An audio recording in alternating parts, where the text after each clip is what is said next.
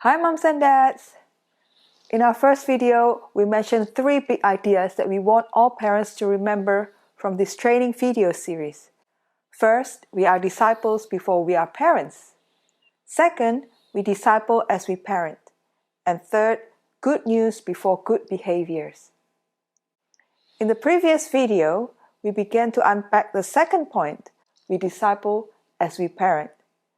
We began with the conviction that we parents are the primary disciple makers of our children.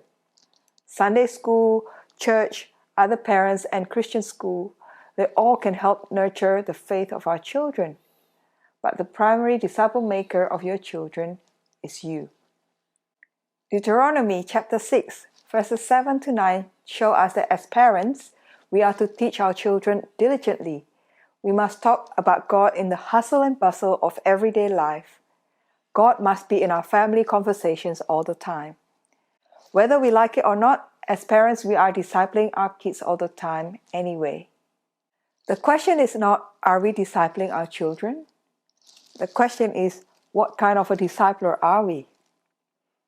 So, in the next 4 videos, we will look at how we intentionally nurture our children's faith. The big idea of the next 4 videos is this. Family discipleship happens at any time, moment, and milestone. In today's and next videos, we will look at how we craft an intentional time to disciple our children. Then we will also look at how we seize any teachable moment and create and mark significant milestones in our children's lives for discipleship opportunities. Before we dive in, we want to acknowledge first the concept of time, moment, and milestone is taken from the Family Discipleship book by Matt Chandler and Adam Griffin. Another author, Timothy Paul Jones, in his book Family Ministry Field Guide, uses these names: faith talks, faith walks, and faith processes. They are the same things. The basic idea is that we create rhythms and seize any opportunities to point our family to God. So let's start with time. One crucial aspect of discipleship is creating an intentional time to direct our attention to God and His words.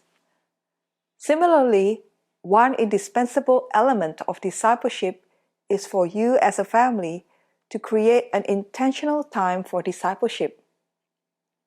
You can call this family devotion, family worship, or whatever you want to call it. But it is an intentional time carved out of your weekly schedule for the special purpose of directing our hearts towards God together. In their Family Discipleship book, Matt Chandler and Adam Griffin define it this way: creating intentional time built into the rhythm of the family's life for the purpose of thinking about, talking about, and living out the gospel.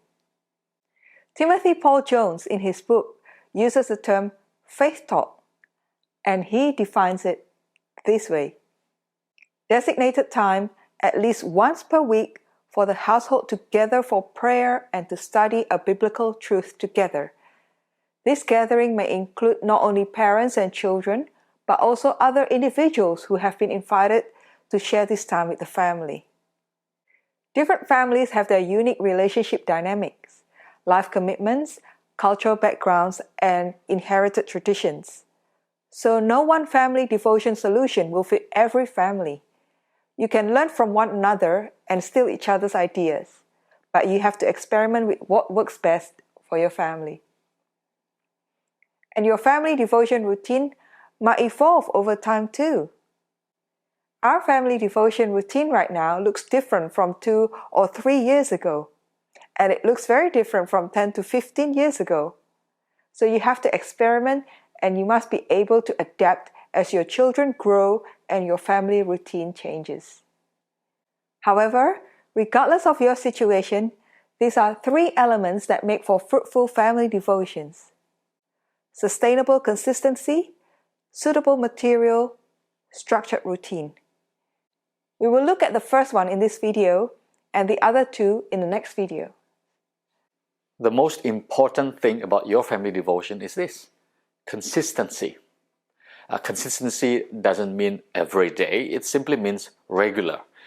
Consistency means that your children know when and how often family devotion will happen. The whole family can mentally and hopefully joyfully prepare and look forward to it. And when they are older, they can organize their life around it too. So it means you must decide these three things. Firstly, the frequency. Are you going to do it every day, every Monday and Thursday, or once a week? And secondly, the time of day. Are you going to do it after dinner, before bed, before dinner, or in the morning? And thirdly, the duration. Is it going to be 15 minutes, half an hour, or 1 hour? But at the same time, it must be sustainable. Although it is something that you must give priority to, it must not create unnecessary and unhelpful stress on everyone. Ideally, it must be something that you and the whole family look forward to and enjoy being together. Your family might decide to do it every day, shortly before bed for about 15 minutes. Another family might decide to do it twice a week, after school for about half an hour. Yet another family might decide to do it once a week on the weekend after dinner for an hour and a half. Depending on your family's makeup and weekly schedule, your family devotion will look very different from mine. So don't compare your family with other families. What's important is that you are giving it a priority and you're doing it consistently. Just an example, for us, we started when our children were newborn. We read for them every night a short reading from the kids' Bible and a short prayer. Very simple. Looking back, we did it mainly for us at first, to form our habits of family devotions first. And it also signals to them that it is bedtime. When they were toddlers, they enjoyed looking at the pictures and especially the time with us. We took a little bit longer looking at the pictures and helped them learn to read using the kids' Bible as well. And as they grow a bit older, they get used to reading the Bible every day with us. Sometimes they are the ones keeping us accountable. As they move to teenage years, they get busier with their schedules and commitments, but with the habit already formed, you can encourage them to begin their own personal devotion. So some days, the family devotions in our family are shorter as each will share what we learn from our own personal devotions. So that's our experience. It changes over time. But what's important is that it is consistent and sustainable. And talking about sustainable consistency, I want to mention one thing that is not necessarily a discipleship element, but a very crucial family routine. It's your family mealtime. Can I encourage you to have a sit-down family mealtime together as often as possible? Now, I know your schedule might make it difficult to do. You might be a shift worker, your children have evening music lessons, and at times you have to work overtime. But I want to encourage you to make it a priority to have proper sit-down meals together as a family. And can I also encourage you to make sure there are no devices during the family mealtime? No iPad, no laptop, no phone. Don't even take phone calls. In her book, The Village Effect, Susan Pinker cited several research studies on family dinner. She said, research shows that skill in reading, writing, and arithmetic, academic standing in high school, scores on college entrance tests, and much more besides, all are linked to sitting down to family dinner.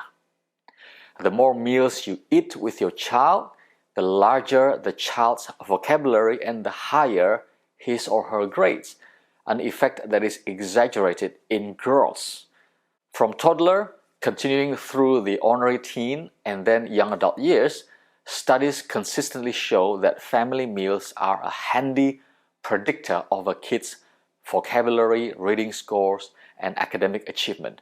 not to mention whether or not he or she will get derailed by sex, drugs, binging and purging, depression, or suicidal thoughts. Now, I'm encouraging you to have regular family meals, not so much for academic achievement purposes, although I think it's quite convincing. But your family meals are when you get to sit down and talk with your kids about life. Lots of conversations about life and subsequently about God happen when you have sit-down family dinners. It gives your children the safety and assurance that you love them, that they are valued members of your family. So that's the first one, sustainable consistency. In the next video, we will look at the other two elements, suitable material and structured routine. If you already have a good rhythm of family devotion, that's great, keep it up. But if you haven't had one yet, don't despair. Just like with any other discipline, start small, don't aim too high, but start somewhere. Experiment and find what works for your family at the current season of life. Don't forget to make it fun. Your children will learn to get used to it with you, and they will love it. See you in the next video. Bye for now.